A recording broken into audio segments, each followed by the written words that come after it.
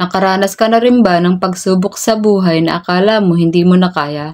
Pero kapag si Lord ang gumawa ng paraan, siksik, liglig at umaapaw. Di ba minsan nakakaranas tayo ng biyaya na hindi natin inaasahan? Yung tipong kahit anong pagod at hirap mo, bigla na lang dumarating yung sagot sa mga dasal mo. Yun ang tinatawag na magic ni God.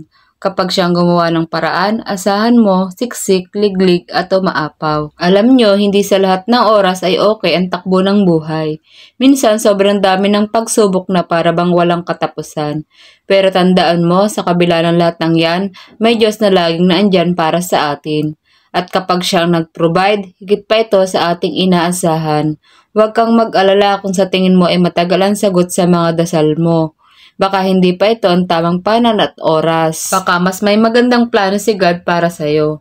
Pero isang bagay lang ang sigurado, hindi ka niya pababayaan. Sa tamang panahon ay dadaloy din sa'yo ang biyaya na hindi mo inaakala.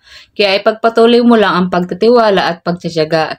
Hindi man ito madali pero alam kong kaya mo. At sa huli masasabi mo na worth it lahat ng pinagdaanan mo. Dahil sa siksik, liglig at umaapon na biyaya ni God sa'yo. Basta patuloy lang tayo sa pagtitiyaga at magtitiwala kay God, God will provide.